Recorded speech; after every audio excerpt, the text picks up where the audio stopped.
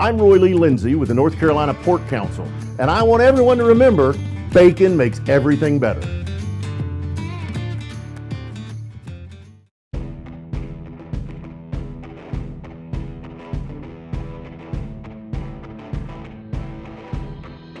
Hey folks, welcome back to the David Glenn Show, now seen and heard exclusively here on the new North Carolina Sports Network. Please be sure to bookmark and visit our new website, ncsportsnetwork.com, where you can find daily articles and direct links to our very wide variety of podcasts, YouTube channel offerings, DG Show t-shirts, other merchandise options, and lots of other fun stuff. There are only 7 active head coaches in Division I men's basketball who have won one or more NCAA championships. Bill Self at Kansas, Scott Drew at Baylor, Rick Pitino now at St. John's. He won at Kentucky and Louisville. John Calipari of Kentucky, Tom Izzo of Michigan State, Dan Hurley just last year at UConn, and our guest today on the David Glenn Show, Tony Bennett of the University of Virginia.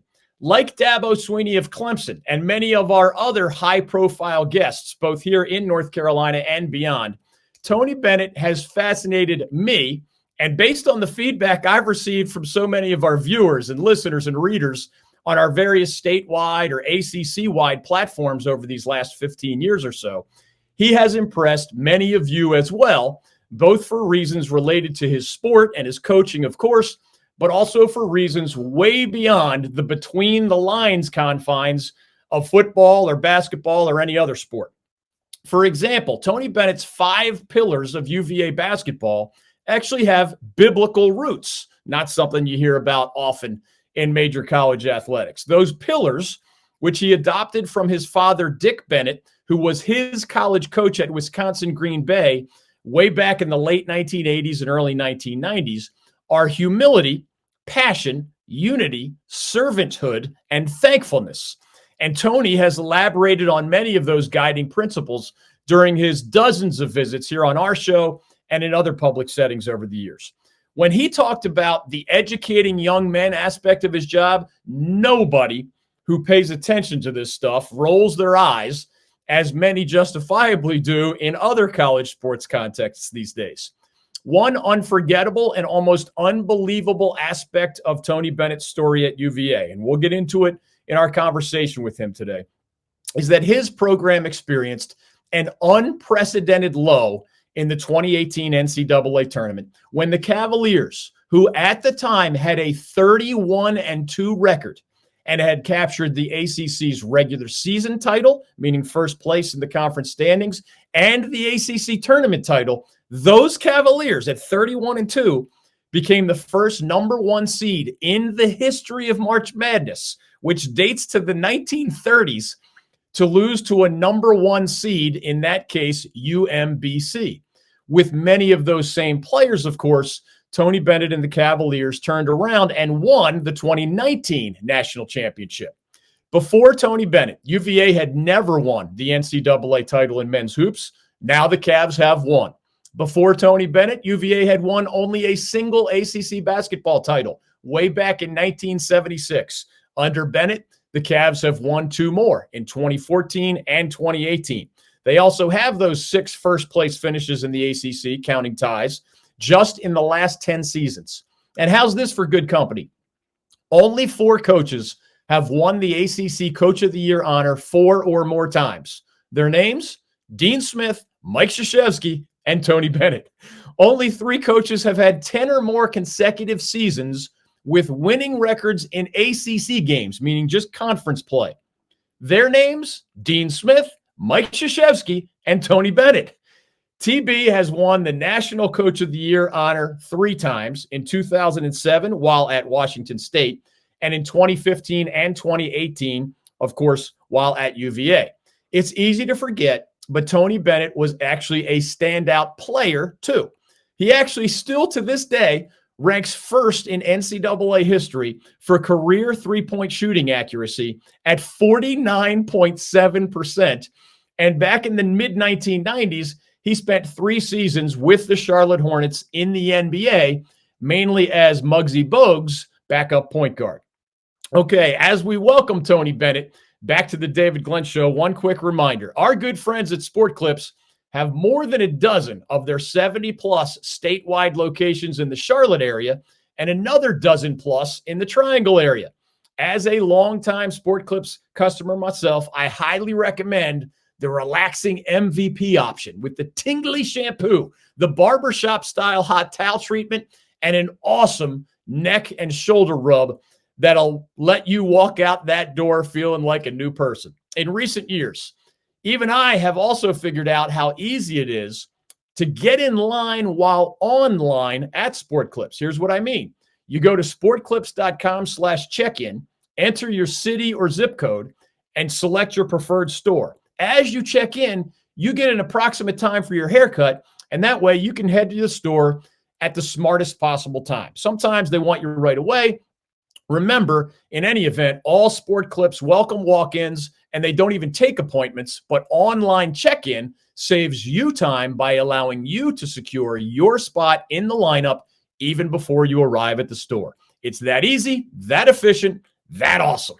The next time you're headed to Sport Clips, start by going to sportclips.com/check-in. Tony Bennett, right after this.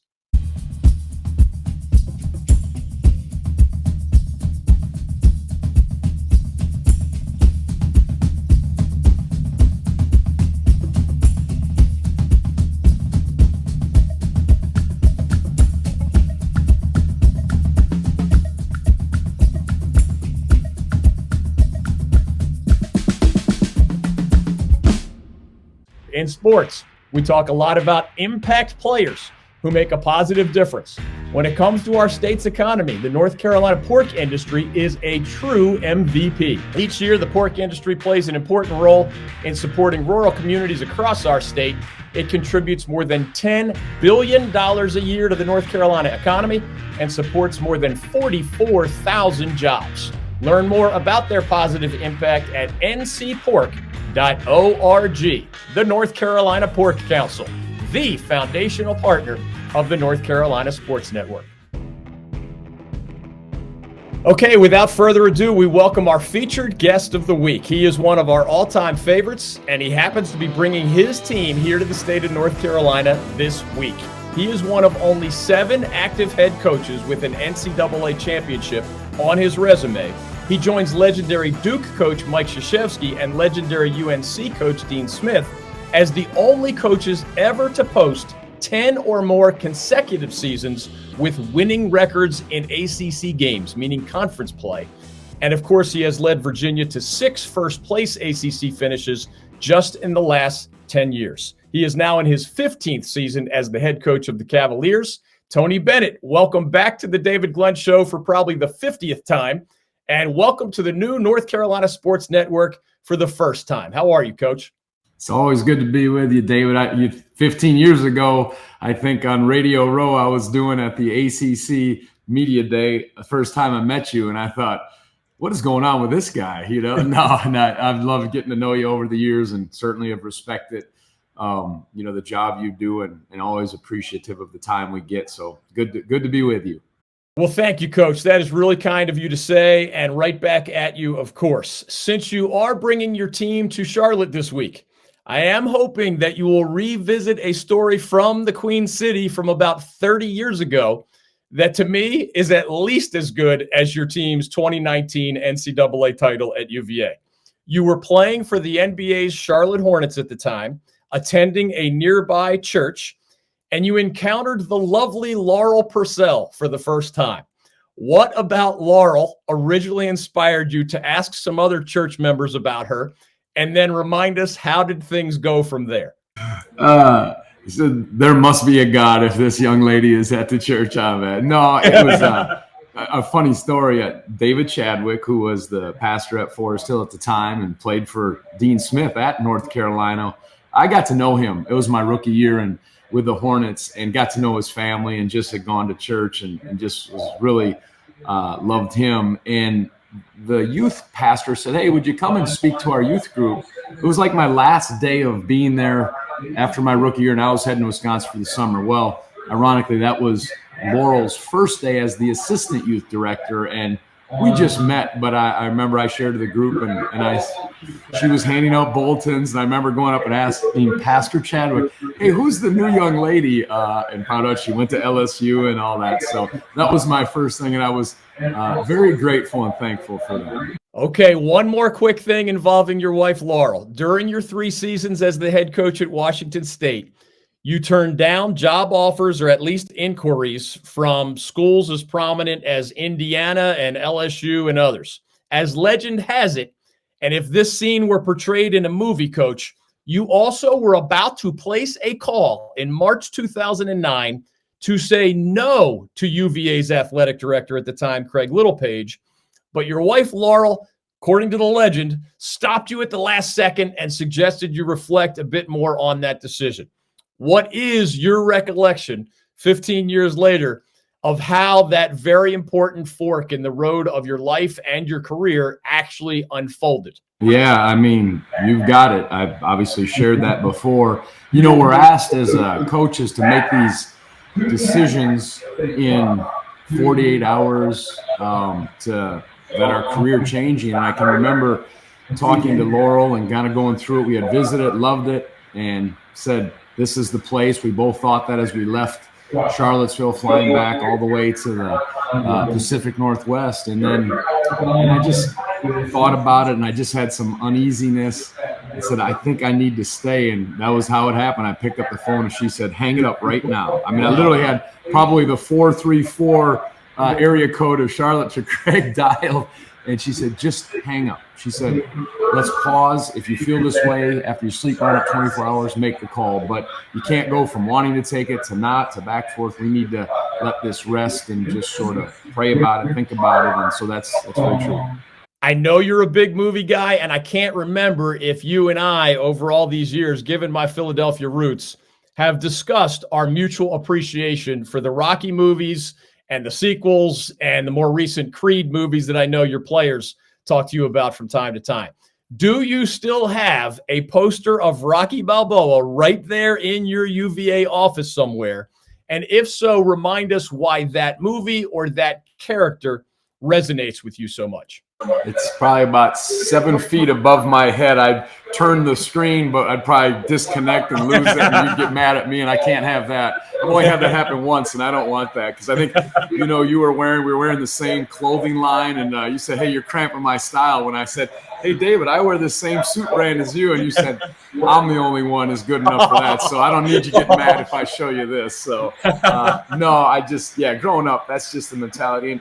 And that's really, in coming here, my hope was when I came from Washington State to come to UVA, hope. And that's what it was. I didn't know, can we, our staff, can I recruit players that can come to a place like this and have a chance to build a program and compete against the so-called, the Hall of Fame coaches in this league. You know, it was Pitino, Boeheim. It became that, obviously, Coach K, Coach Williams, both Coach Williams at Maryland. Can we build a program that can compete and have some success? And the only way I knew how was that just recruit guys, hire a staff that just want a chance at a title fight. They're underdogs. They have the chip on their shoulder, and that's what I really wanted to establish. And to this day, that's our mindset, is find guys that have that Rocky mindset. I guess you got to say Creed now to the younger generation, because that's what they watch, and that are willing to just. They'll do everything they can, and they know who they are, but they want a chance at a title fight, and they don't assume that they're owed that or anything. So, that's the mentality. I always look at that, and obviously one of the greatest movies. And I've never been on the steps. I'm sure you've run those steps, but I haven't. Speaking of title fights, it is hard to believe, Coach, but this coming March will bring the 5th anniversary of your team's run to that 2019 NCAA Championship.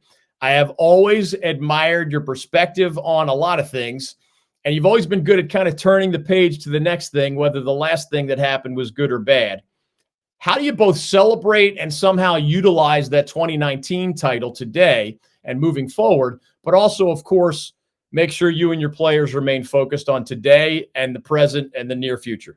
Yeah, I mean, in all things, give thanks. I mean, how can you not? In your vocation, your professional life, you're trying with everything you got, with the people you surround yourself with, to reach the so-called mountaintop experience in your profession. But I think the best way to answer that is, again, I've shared it, but it's something that my father was asked when he got his team at Wisconsin to a Final Four. And in the press room right after, they said, "Is this the greatest moment of your life?" And his answer, and I committed it to memory, was, he said, "From a feeling state euphoria, perhaps it is, but it doesn't compare with faith, with family." And he went on to say, "Because I know what truly matters, it enables me to enjoy what seems to matter like this." And I think that's such a healthy perspective, because, you know, you have hard losses, you have great wins, and I've experienced both. And you grow through the hard losses, and you're humbled through those, and you give thanks through the great wins, and you're humbled through those. And just as long as they don't define you, we're always battling. What's our identity? Is it in what we do and being either a successful coach or a coach that isn't successful, or winning a game, losing a game, and try to remove that stuff. But yes, I'm long philosophical answer. Probably you just wanted a heck yeah, awesome. And I give thanks. And again, I always feel like, man, to be able to share that with people who love that, it was amazing. Coach, I am 100% sure that you are not somebody who would fundamentally change who you are just because you won the NCAA title. But I do imagine that some things, maybe many things around you have changed over these last 4.5 years. How do you summarize those changes, whether they're among fans or the media, or how you're perceived by recruits, or even demands on your time, or anything else that comes to mind? Yeah, I mean, maybe there's a little more notoriety for your program and the opportunities of things that have happened. Certainly we've been successful for a long time and built it up, and then to win a national championship is exciting. And then, we had some, since then there was the COVID pause. We didn't have the NCAA Tournament 1 year COVID pause, and we've gotten bounced out of the first round.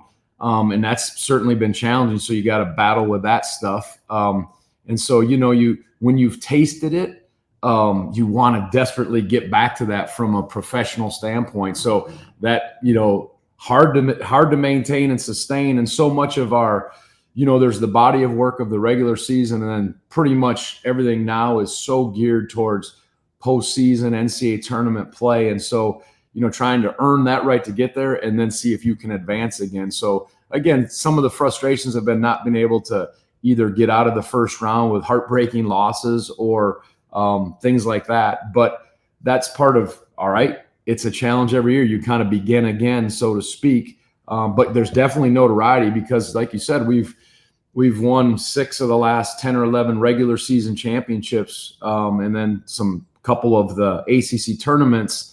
And, we've certainly advanced in the NCAA tournament before that. And I think I'll tell you one thing that's changed, seeing our guys go on and have NBA careers, not just like a cup of coffee, but they're lasting. And I saw a cool stat that I'm thankful for. It's, out of teams that haven't had a top 25 recruiter, who has the most current active NBA players that are not in the top 25 coming out of high school. And we led that. I think Michigan was up there, with Coach Beeline and Coach Howard's guys. But we got 9 current players in that. And that stuff's important. That helps because in recruiting, guys want to know, can we win? And can I have a chance to go become a pro from a basketball standpoint, among other things? So I think the validation of coming here, you can win, and you know what? You're going to learn to play, and this system, this place can help you advance and have a lasting NBA career. That's important. So I think that's changed and helped us in that. But yeah, no, again, just the other stuff, it's not much different. It really is. And you just go about your work, and that's it. Coach, at the NCAA tournament earlier this year, number 1 seed Purdue, coached by Matt Painter, found himself in your shoes. The Boilermakers were losing to number 16 seed Fairleigh Dickinson, and there were a lot of references at the time to your team's unprecedented loss as a number 1 seed to number 16 seed UMBC back in 2018. I know you're very comfortable in your own skin, so you won't mind me bringing this up. But as the story goes, while the Purdue game is unfolding this past March on TV, someone near you at the time said, well, don't you want company? Don't you want another number 1 seed to lose to a 16 seed so those 2018 Cavaliers aren't alone in that category? Your answer was no. Why? You've done your homework for this interview. I tried, man. No, for real, you always do. It was strange. One of my staff, we have a group staff, and they said, hey, turn on the Purdue game. We might have company. And I turned it on, and I saw it, and I literally felt all those feelings. It's almost like you go back to that. And I found myself saying, no. I was pulling for Matt. I know Matt. I think he's one of the game's best coaches, and he's outstanding in how he does it. And so in seeing that, I just felt like I don't want to have him have to go through some of those challenges and those players.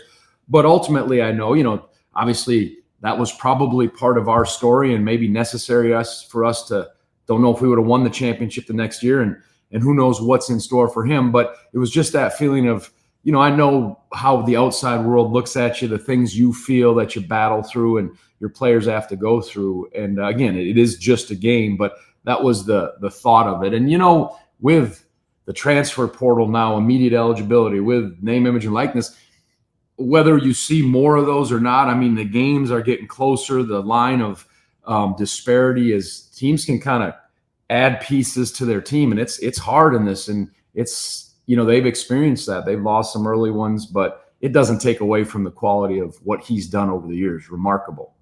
Coach, you mentioned the transfer portal and NIL. You and Clemson football coach Dabo Swinney are both national champions who somehow over this past decade have become friends of our program here in our North Carolina-based show. And you're both thoughtful guys who have similar views, at least on some things.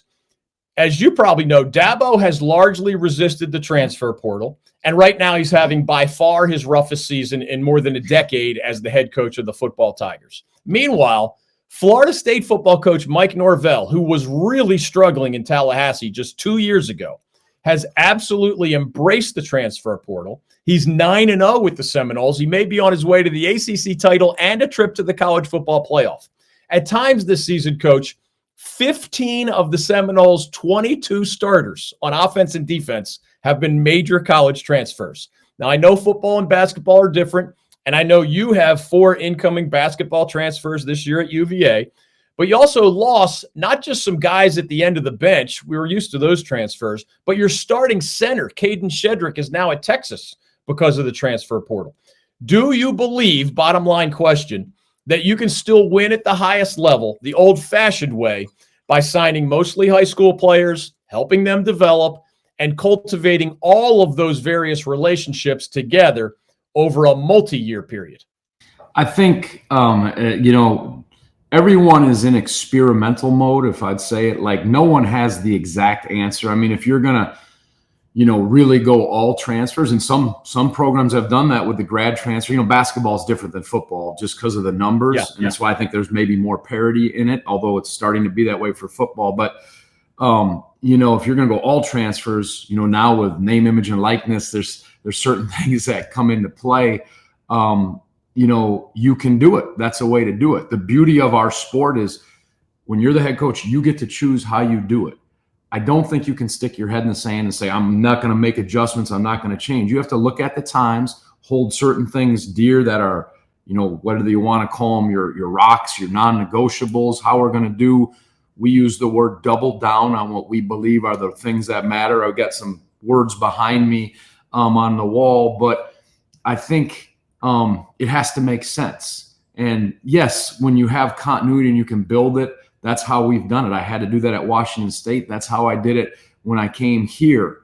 Can you still do that? I think you try with all your might to do it. Keep your core together. Might you lose a few more guys? Yes, but if it's a whole, you're swapping your team every year, that will be hard. I don't think that's the intent of how this was supposed to be. But you have to adjust, find guys that make sense, and I think have a balance.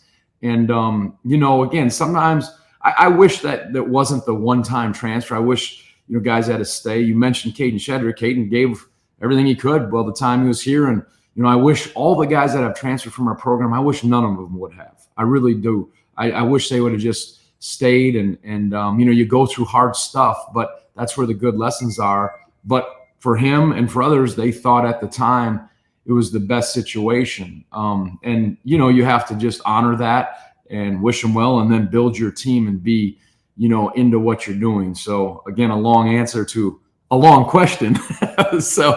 But I old school, new school, I think figure out how you're going to do it, stay true to who you are. But no one has the answers to this unless you just want to, I know you're not supposed to use certain terms, assemble a team kind of the professional way, free agency.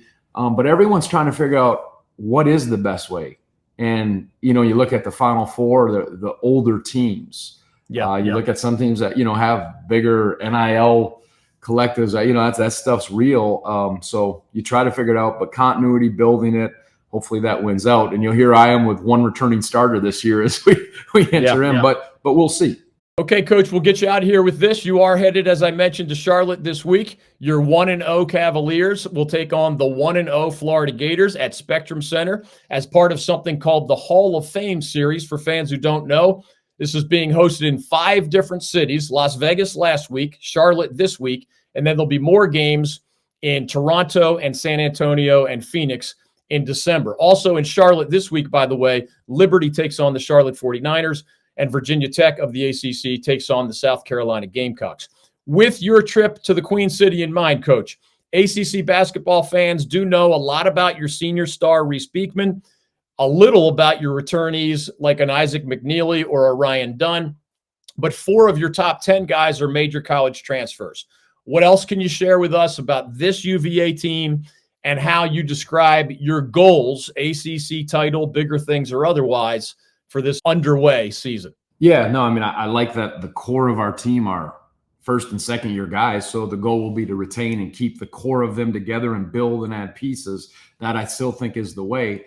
But very inexperienced, again, some of the experience of the transfers will help, but it's just inexperience. But that doesn't mean you can't be very good and very competitive and always pursue, first you start with first you start with qualitative over quantitative, and I've always believed process as people talk about, but yeah, you want to be as good as you can. Basketball, a little different than football. Sometimes you can kind of have some bumps in the road up and down, and then, try to really develop and peak at the right time. But there'll have to be a level of patience with this group, but also, high expectations, and just get them to, we're talking a lot about being as hard to play against as possible, and demanding but encouraging, patient but yet pushing. All those things have to be in place. So not sure, unproven. We'll had a good start. Guys played hard. We'll play against some real quality opponents here pretty much all the way on, and I think we'll learn. But it's a different place than the continuity we've had. So again, it's a chance to just see how it goes and keep evaluating. As I thank you for your time, Coach, I just want to pass one thing along. Before you joined us today, and maybe as you joined us, I mentioned to our audience that only 3 men have been named ACC Coach of the Year 4 times or more: UNC's Dean Smith, Duke's Mike Krzyzewski, and you. I also mentioned that only 3 coaches have had 10 or more consecutive winning seasons in ACC competition, meaning the history of a league that's more than 70 years old at this point. Again, those 3 names: Dean Smith, Mike Krzyzewski, and you. I consider it one of the great blessings of my career that starting when I was a student reporter, I had many one-on-one interviews with the late Coach Smith.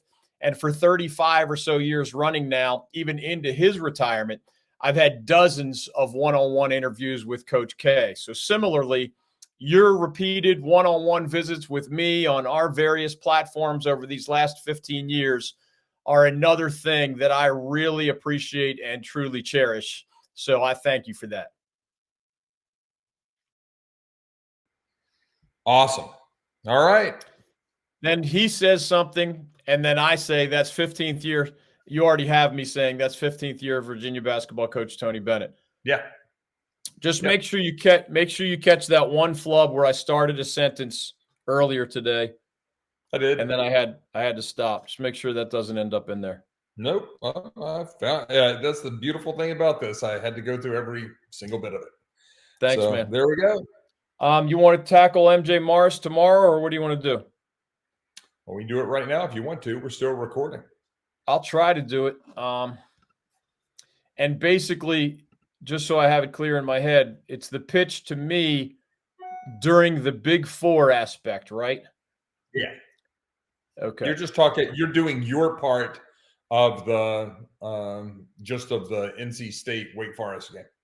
Got it. Okay, I will get off and you go whenever. Okay, in this one, although NC State has the better of this rivalry historically, Wake Forest has actually won 9 of the last 10 matchups played in Winston-Salem. And it will not surprise me at all if the Demon Deacons, who are fighting to keep Dave Clawson's school record 7-year bowl streak alive right now, if they do it again this year. We all know the X's and O's here. Both defenses are much better than both offenses. The same circumstances that the Wolfpack faced heading into its home victories over Clemson and Miami. But now we have the new dynamic, right? No more MJ Morris. That was an unorthodox mid-season announcement where he doesn't want to burn another year of eligibility. If he plays another game, he will. And even though he's the starting quarterback, I don't think I've ever seen this before. It's one thing to dodge a bowl game, right, to protect your pro status. No, this is leaving your team as the starting QB at mid-season to protect a year of eligibility. Maybe it is unprecedented in college football history. I don't know. Some of these dynamics are the same, but I wonder how the Wolfpack is going to react even after reinserting the previous starter, Virginia transfer Brennan Armstrong, into this picture. I don't like the Wolfpack under these circumstances on the road. Now, the Demon Deacons know against Armstrong or anybody else, they're going to have to create turnovers and limit mistakes to win. And they're going to need their veteran quarterback, Mitch Griffiths, who has slightly improved as the season has gone along after really struggling early. They're going to need Griffiths to deliver against what is an extremely aggressive and really confident Wolfpack defense right now. Someone's dreams are going to die on Saturday. It's either Wake's bowl hopes, because the Deacs still have to play Notre Dame later, so 6-6 starts to look shaky if you lose to the Wolfpack, or it's State's dreams of maybe becoming only the second team in NC State football history to reach 10 or more victories in a single season. If the Pack beats the Deacs with Armstrong back at the controls, and then you beat Virginia Tech in Blacksburg, and then you beat the Tar Heels in Raleigh, and then you win your bowl game, there's your 10 wins. All of that is easier said than done when it comes to that potential feather in the cap of Wolfpack coach Dave Doran. I am dying to see how the Wolfpack responds to this really bizarro world MJ Morris midseason announcement. We'll see. David, thank you, and certainly wish you the best, and always great being with you. That is 15th year Virginia basketball coach Tony Bennett, 3-time National Coach of the Year, 4-time ACC Coach of the Year, 2-time ACC champion, 2019 National Champion, mentor of young men, longtime friend of our program here at the David Glenn Show, and all-around good guy. We will be back right after this. The oldest restaurant in New Hanover County has a brand new look, feel, and taste, making it the #1 place for great food in Wrightsville Beach. Owner Jimmy Galeese and his wife Keaton have poured their hearts and soul into the reformation of this North Carolina coastal classic restaurant, and the impact has been fantastic. King Neptune serves fresh fish, chicken, and steak, and has an amazing wine and spirits to lift your dining experience to make it the best at the beach. Come taste the creations of Chef Chavez, and you'll know that you have tasted a little bit of heaven right there in Wrightsville Beach. That's King Neptune. Call them at 910-239-3055 and make your reservation now. King Neptune in Wrightsville Beach, a proud partner of the North Carolina Sports Network.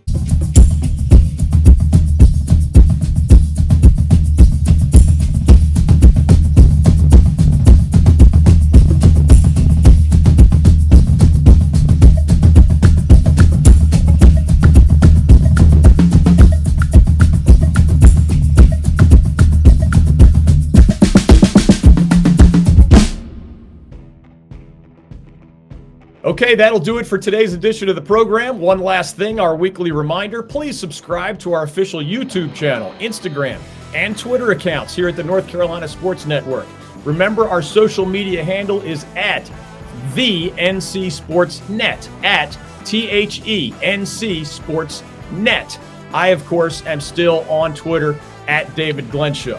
When you subscribe to our YouTube channel in particular, it is free, remember, and it's as easy as clicking the subscribe button next to this video box where you're seeing or hearing me right now. You are automatically eligible for really cool prizes, and that's moving forward in perpetuity as long as we're around. That includes free tickets to upcoming college and pro sporting events, free concert tickets. You can attend with or without me. Free rounds of golf, again, with or without me. And free dinners at some of North Carolina's best restaurants, again, with or without me. And those restaurants include two of our sponsors, The Oak, right here on Lake Boone Trail in Raleigh, and King Neptune, our favorite at the beach, in Wrightsville Beach, North Carolina. We recently gave away one grand prize. The winner had about 10 options and selected lower level tickets to a Carolina Panthers home game.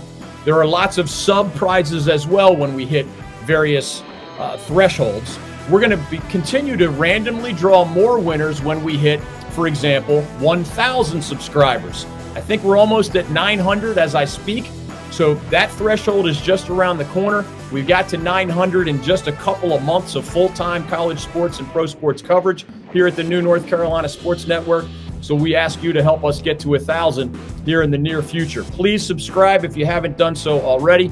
And remember, whether you were subscriber number 1 or subscriber number 999, you do remain eligible for all of these prizes, large and small, that we give out in the coming weeks and months. The David Glenn Show is an exclusive production of the North Carolina Sports Network. Executive producer, Mike Waddell. The founding partner of NCSN is the North Carolina Pork Council. Goodbye, everybody. Thanks for spending time with us today on the David Glenn Show. We look forward to seeing you again, maybe at one of our upcoming Old North State tailgate and traveling sports circus stops all across the great state of North Carolina. Either way, have a great week. We look forward to seeing you next time right here on the David Glenn Show.